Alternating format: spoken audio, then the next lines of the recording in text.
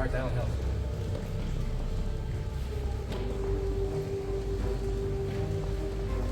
So, last spring, how many of you all know Steve Freeman, Woods Fork Cattle Company? Steve and I were chuckling over the title of this talk, kind of in agreement that whenever you're dealing with us, you're dealing with less. So it's a very, very fitting title. Let's just say that wisdom has always been pursuing me, but so far I've been able to outrun it. All right. Earth is crammed with heaven, and every common bush is afire with God. But only he who sees takes off his shoes. But I think many of us were put on this earth by our Creator to do one thing. And for some of y'all, that's to be a rancher. And being a stubborn cuss, just a side gig. I've come to believe that one's vocation matters not simply for earning a wage, but for increasing the goodness of God in this world. The King of Kings has laid rightful claim to his creation, and I think excellence in ranching is part of the return on his investment.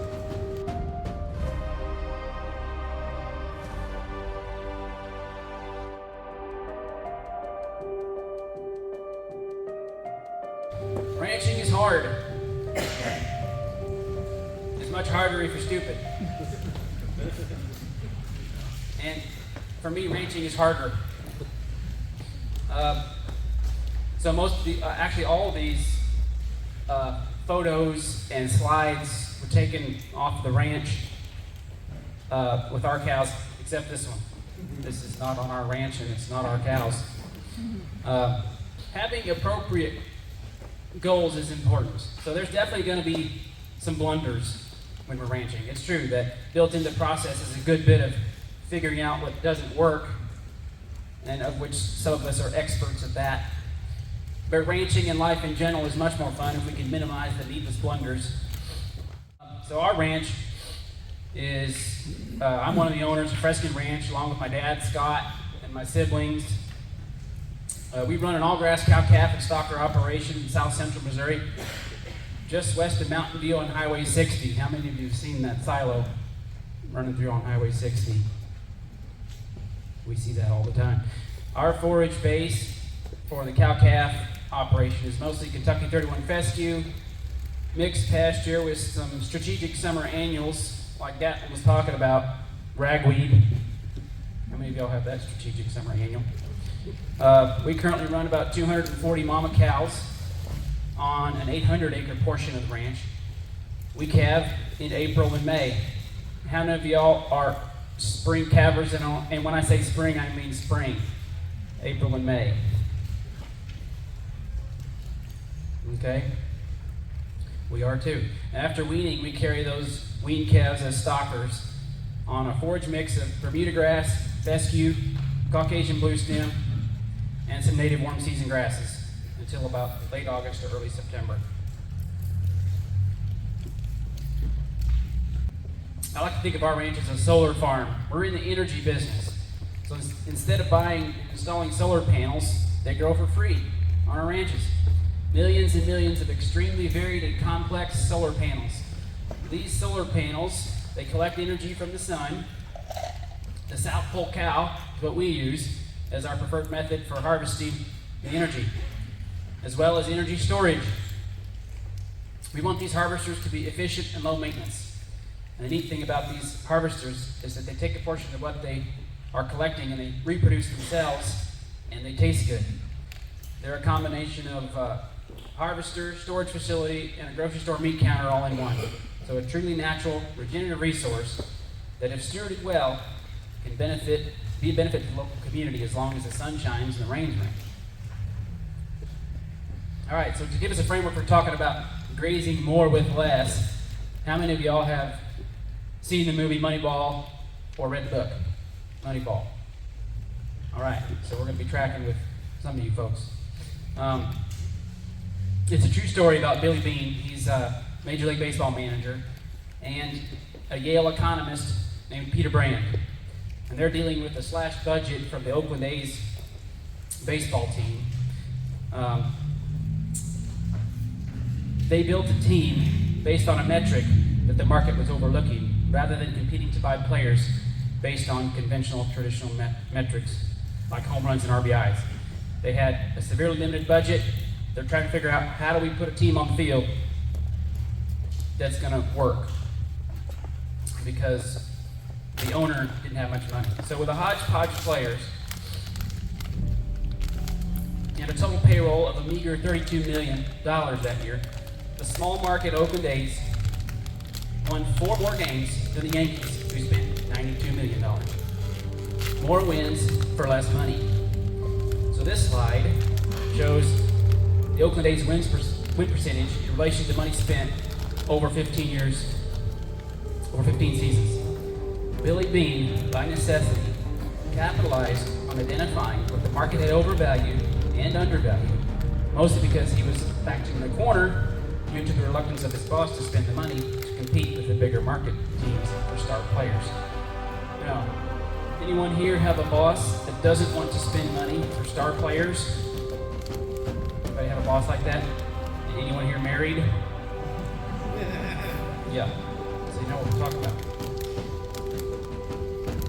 So what was, y'all that seen the movie, it's kind of a slide to see, what was the metric that Billy Beane and Peter Brand used? On-base percentage. Very good. All right, so there's this pivotal scene in the movie where Billy and the scouts, they've got a meeting with all the scouts. They're going to try to put together a team for that year. And Billy keeps suggesting these off-the-wall players that are just, they think they're horrible players. Like, why are you selecting him to be on our team? And every time they ask Billy that, he just points to the economist, Brand. And Brand says, he gets on base. So this is a beautiful example of an important concept utilized by holistic managers called marginal reaction. So it means that considering all the possible actions, which action is going to yield the best results for time and money invested based on your holistic goal. So the best results for Billy wasn't buying players, it was buying wins.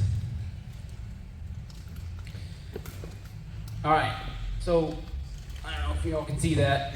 It's a big number there at the bottom. This is the MU planning budget for 2023, according to the legendary MU field specialist, Wesley Tucker, for a Southern Missouri cow-calf operation. Thankfully, this probably won't apply to you because you guys aren't in Southern Missouri, so you can just forget it. But for Dad and I, this is important. So here's your income, $1,000. Here's your operating costs here. That's like, I think, $1,160. Ownership costs at $184. Your total costs are $1,350. Once you subtract out all the money that you made, you've got a negative $300 income. Thankfully, in mid-Missouri, you don't have that problem. So, what is it worth if I top the market at the sale barn if I'm losing $300 on every head that I sell? To stay in business, we're going to need to be much more efficient. A war on costs, as Burke Teckert calls it. Now, if we were to Billy Beane a Southern Missouri cow-calf operation, what kind of team are we going to put on the field? What is currently being undervalued and what is being overvalued? Think about the margin we've got at $1,350. If you could bring that calf into the sale barn for like $400 or $500 instead of $1,300. So if you bring a pot load in at $500 per head production cost instead of $1,300, that's a difference of $72,000. So here's some things that I think, as we're talking about what's currently being undervalued and overvalued, some things that I think are overvalued. Y'all might disagree, but I think something to think about. Some things that are overvalued: fluffy tails and production per animal. These are overvalued. So you look at this this bull. This guy, I don't think he could see over the top of that bull, but he won a blue ribbon. When some people, apparently when they look at this animal, they see a champion. But when I see this animal, I see an imperfect understanding of how to convert grass, which is growing for free on our ranches, into pounds of beef. The majority of the cattle that we have are not suited for grass conversion efficiency. It's like we're trying to change an efficient ruminant into an inefficient hog. The current paradigm of profit per animal often uses absolute performance values. Did you notice the difference? Gatlin had a slide, and he broke out profit per animal versus profit per acre. And you noticed it was higher on the profit per acre. This is kind of thinking that we should be thinking about, I think, at least on our ranch. So the current paradigm of profit per animal uses growth rate, like the faster the growing. Now these are, when you take these as absolute values, that's when you run into problems. Feed conversion efficiency as an absolute value. Weaning weight as an absolute value. Or EPDs that run on absolute values are negatively correlated to body condition, fertility, and grass conversion efficiency in a whole ranch scenario. Why? Because fat weighs less than lean and yet contains more energy. So if you're selecting the cow herd based on these metrics, we're going to be selecting for inefficient cattle, leaner and later maturing animals, which is exactly the opposite traits that cows require to be productive in a pasture situation. These metrics are good for a feedlot, but selecting a bull with those metrics to produce a cow that's required to thrive on your grass farm, in my opinion, it's like using a really nicely detailed map to go in the wrong direction. Or, as Johann Ziesman puts it, using more accurate measurements of inappropriate criteria is not very clever. In the profit per animal paradigm, we're selecting cattle that can be productive, but they require better nutrition in order to realize that production, which is counterproductive in terms of profit per acre. Does that make sense? They can be productive. They actually can. But they require better nutrition in order to be productive. The current paradigm of profit per animal requires adapting the environment to suit the genotype. And this often requires energy supplementation, selective grazing, parasite control, and medication. So is it better to change our genotype of cattle or to change the environment? Which is easier? To compensate for our cattle being unadapted to the environment because we're using the wrong genotype, we often degrade our resource base. So by selective grazing and chemical spraying, aren't we more apt to kill beneficial plants, to promote poison-resistant weeds, decrease water infiltration and increase erosion? By total chemical parasite control, aren't we more apt to kill the beneficial insects and breed poison-resistant parasites rather than breeding parasite-resistant cattle? Instead of the costly endeavor of changing and degrading our environment in an attempt to adapt it to the genotype of our cows that we currently have, doesn't it make more sense to change our genotype to an efficient ruminant, adapted to our environment? So think about the offspring of this bull. Look it up. Look at it. That's a tall one. The heifers produced by this bull, if you're using this bull or semen from this bull, these are going to be the first cows that don't reconceive because they'll have a harder time putting on body condition without supplementation. That's what he's bred for, in my opinion. All right, so what happens if we change our paradigm from profit per animal to profit per acre? what are the metrics then that we should use if we have that goal of optimum sustainable profit per acre rather than maximum profit per animal paradigm? So in the production per acre paradigm, it's important to realize that cattle have a dual role. Role 1, cattle need to be efficient grass converters, and role 2, cattle need to improve the land. Now, how many of y'all have heard of Teddy Gentry? You know who Teddy Gentry is? He's the singer, band Alabama. But do you know what else he did? Created the South Pole breed, right. So 9 years ago, I was in Seymour, Missouri at a fencing field day. Teddy was there giving a talk, and he said, this stuck in my mind, he said, now we've been fed a bunch of crap from the feed lot saying we need this kind of steer, we need that kind of steer. He said, somebody has to raise females. And these females need to be efficient, and they need to be adapted to their environment. And then he asked the question, he said, would you rather have 2 1,500-pound cows producing on your place, or 3 1,000-pound cows?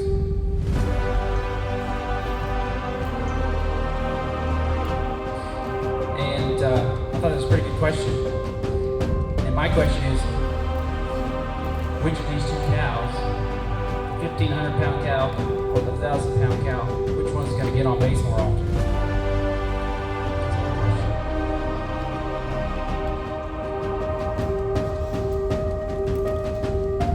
So we need to think in terms of total pounds of beef sold off the ranch at X price per pound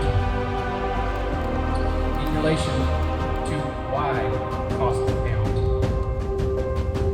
Total pounds of beef sold off the ranch at X price in relation to cost per pound.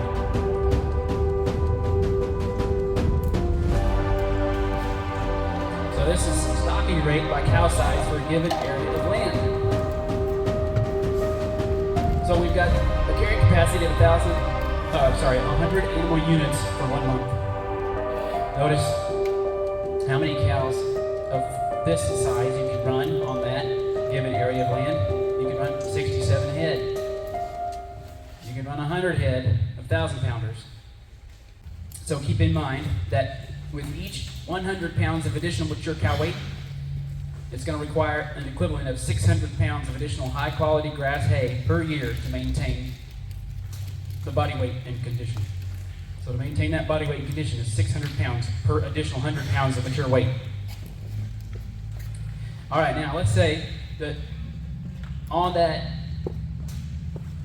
this area of land here, all these cows had calves, and all these cows had calves. So you've got about 50,000 pounds of calf for each set of cows. And let's say they all weaned off 50% of their body weight. All right? Now, and you're bringing a pot load of calves into the sale barn. Which pot load would you rather have? Would you rather have a pot load of 500-pound calves sent into the sale barn, or a pot load of 750-pound calves in the sale barn to sell? I hope you'd rather have the 500-pounders, because they're going to bring $18,000 more. This is according to the prices at West Plains Ozark Regional Stockyard last week.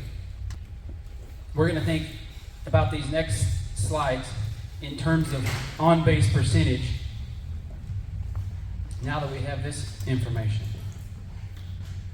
Okay, now this slide is relationship of body condition score for beef cow performance and income. This is the body condition scores, pregnancy rate, so the effect of that score on the pregnancy rate, the calving interval, the average daily gain, and the weaning weight. Notice when you drop off the body condition, obviously, the pregnancy rate decreases. So you don't want your cows in poor body condition because it's going to cost you. In open cows, they're not going to breed back within a year. they're going to have a lower daily gain, and they're going to wean off smaller calves if your cows are in body condition. That makes sense to everybody. As body condition decreases, both pregnancy rates and weaning weights decline. Notice a relatively small change in body condition will determine whether that cow is pregnant or open. A cow can't be 50% pregnant. She's either 0 or 100%. A small difference in body condition can make a big impact. Notice going from body condition of 4 to a body condition of 6. That's a 30%, over 30% jump in pregnancy rate.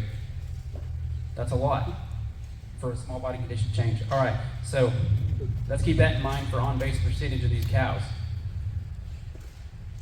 This next slide is megacalories of net energy for maintenance required to change the body condition score at different body weights and their condition and their body condition. So if you want to go, we noticed there was a 30% difference in when that was it 4, was it 60% pregnancy, and the 6 condition was 93% pregnancy rate. So there's your scores, and there's the weight of your cattle. So notice the difference here of taking a 1,000-pound cow, or smaller, up to that body condition of 6, it's only going to cost you 57. Over here, you're up 85, okay? So I don't really know what a megacalorie of net energy maintenance is, but it sounds expensive. According to this table, what size cow is easier to maintain or increase body condition? What's going to be cheaper to do? The smaller ones. All right, so who is going to have a higher on-base percentage? The 1,000-pounder or the 1,500-pounder? Let's go through it. If we're looking to get on base. If by get on base, I mean they're going to wean off 50% of their body weight and they're going to reconceive within a year. How many 1,000-pound cows do you think, out of 100, will wean 50% or above their body weight pasture alone? How many out of 100 do you think? Now compare it to how many out of 100 1,500-pound cows are going to wean half of their body weight on pasture alone? Do any of y'all have 1,500-pound cows that wean half their body weight on pasture alone? Pasture and hay?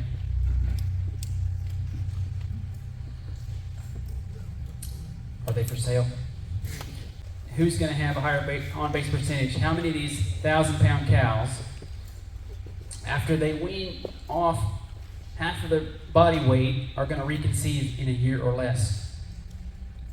Who has the better chances, the 1,000-pounder or the 1,500-pounder? Who's going to have that higher on-base percentage?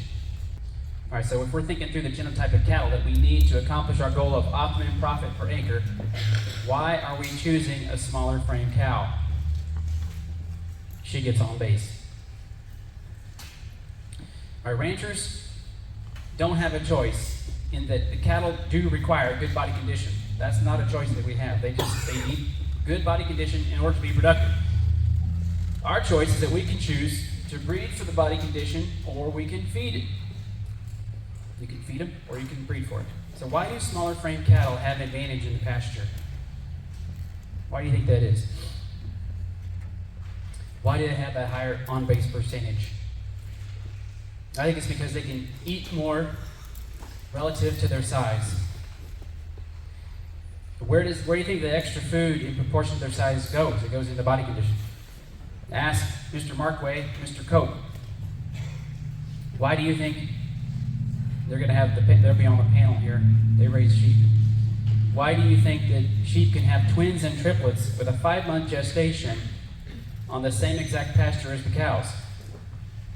Because sheep have a higher intake relative to their size compared to cattle. What percentage of their body weight do you think they wean off, Harry, with triplets? 100 and something percent of their body weight. So anybody here breed rabbits?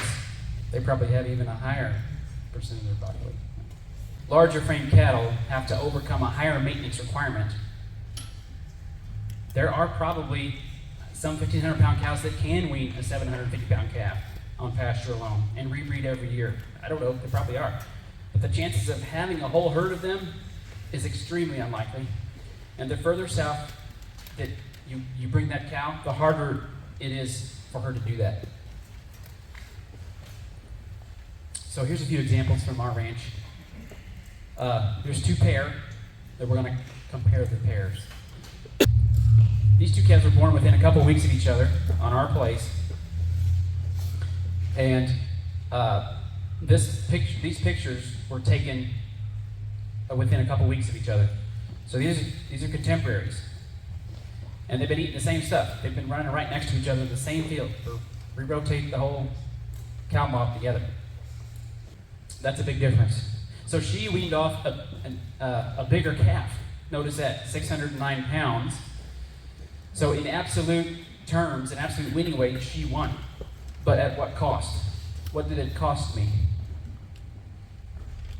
to wean that calf off? Remember, the stat was 600 pounds of grass and hay for every 100 pounds more of mature weight. So if you're thinking of 1,200 pound bales, that's 3.5 bales extra that she ate to wean about 100 more pounds. That's not very efficient. All right, let's go to the next pair. So 750 and 550, that's 74%. And the 592 and 1530, that's 39%. Are those purple tags breeding back? That's what I'm going to find out. So if she breeds back, that's not getting on base. That's a home run. Yeah. So, and it'll be based on her body condition. Now, that's a really good question. And let's look over here. Now, what do you think of this? How big of a calf would it be for her to wean off 74% of her body weight?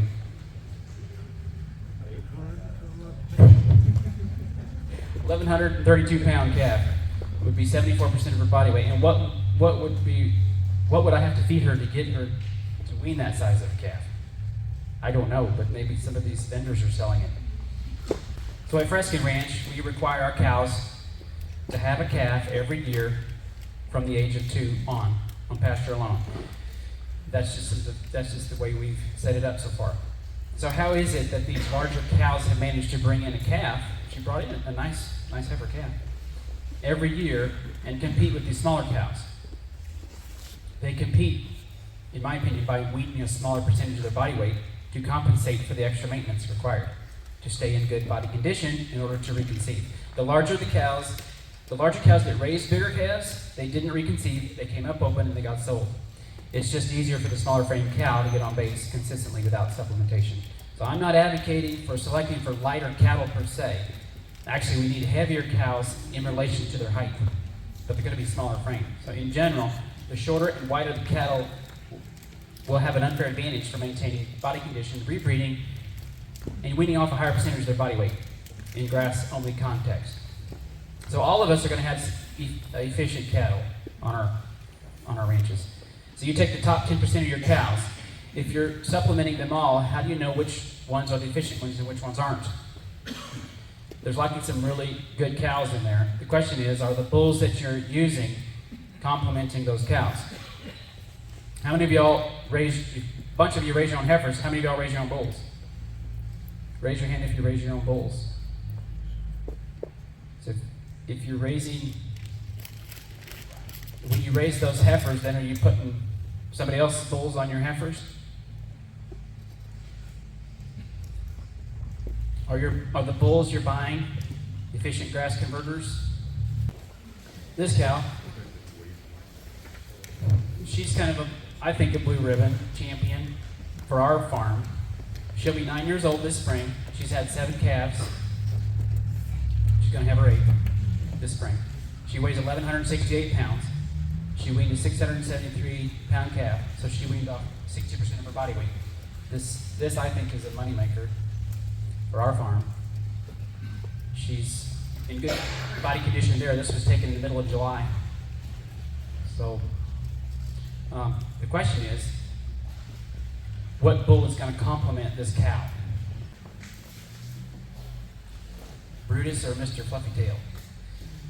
If you're selecting bulls with the goal of retaining progeny that can be productive on your grass, what will be the effect of choosing a bull that requires unrestricted access to high energy feed in order for him to express his genetic potential? What are the chances that his daughters will be productive on your grass without also having unrestricted access to high energy feed? If the bulls you're buying do not improve your heifer's hormonal balance or inherent body condition, why are you buying them? It's going to take a lifetime to cull your way to an efficient cow herd. If the goal is to increase grass conversion efficiency of the herd, in my opinion, it must be addressed through the bulls.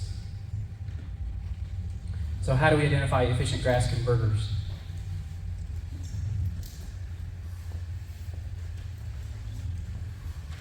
We talked about frame size, climatic adaptation, and individual appetite. Here in the Midwest, we can have a lot of heat-stressed cattle in the summer. When you drive around, where are most of the cattle? Where are they going to be standing? In the ponds or in the shade, right? So if they're standing in the ponds in the shade, sometimes it just gets so hot, that's just the only place to go. But a lot of times you go out there and there'll be some cattle out there grazing and a lot of them in the shade. Those cattle that are out there grazing are adapted.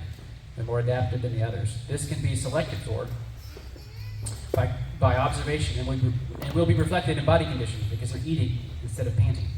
Individual appetite will vary also a great deal between cattle. Some cattle are more aggressive grazers, and they'll graze more hours of the day. They work harder. You see that in people too. Some people just work harder than others. Well, some cows do that too, so they just graze more aggressive. This will also be reflected in body condition.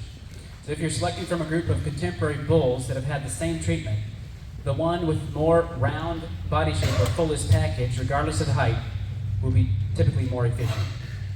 So at Frescoln Ranch, we take 2 measurements of our yearling bulls. At 12 months, we get a scrotal circumference and a height to weight ratio. So the heavier per inch of height, the more efficient the bull when comparing within a contemporary group. But to qualify for the group, they typically must be out of a cow that has had her first 2 calves by the age of 3 on grass alone. So then we'll put those yearling bulls often into a multi-sire situation, and we check the DNA on the calves to see which bull was the most prolific breeder. So continuing on with Billy Bean's style of identifying things that are undervalued. This is one of the things I think is tremendously undervalued, which a little bit we already talked about, is fescue. In our context, so the ability for fescue to gain nutritional value after the frost, diminishing or negating the need for winter stored feed by limit grazing stockpile forage. Winter feeding is typically the highest cost for cow-calf operations. So if we're running a combination of running our smaller frame cattle and utilizing our stockpile, notice there's a lot of blackberries in our stockpile.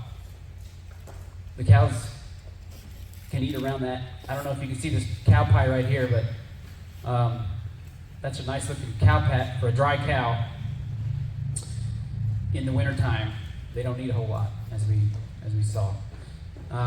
Another thing that's undervalued, I think, is the symbiotic relationship between ruminants and grass, the ability for cattle when grazed appropriately to improve soil health and negate the need for continuous or frequent chemical fertilizer application. For the past 10 years, we have not fertilized our pasture ground. We typically rotate our herd on a daily basis. This is a picture of the grazing school we had at the place. So I think there's several things going on when we rotate cattle. One, the saliva effect, the dung and urine effect, and the feeding frenzy effect.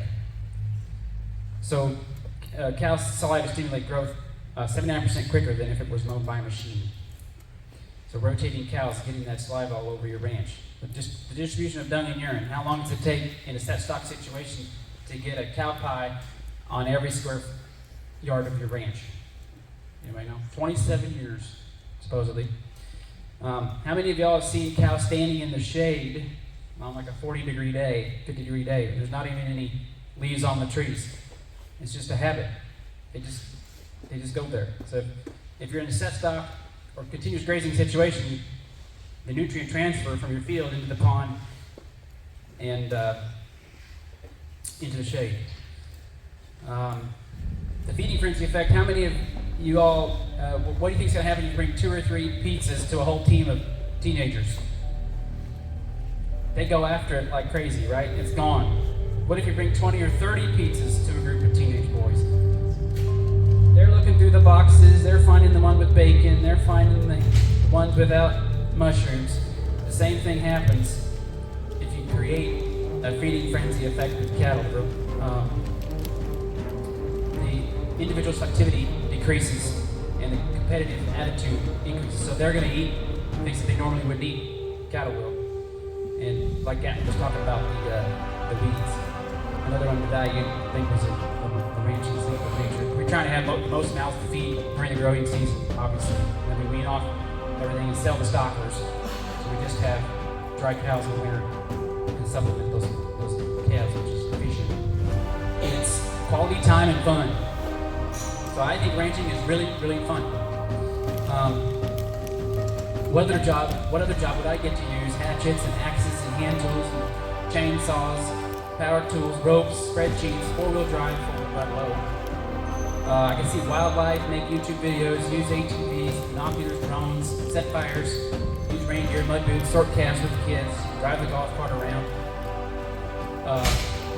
with the family, watching the calves play, or stand with one leg propped up on the gate talking cattle with your dad. So, I mean, really the only thing that we ranchers have to figure out is what to do with all the extra cash that those super efficient cow herds we build, right? Okay?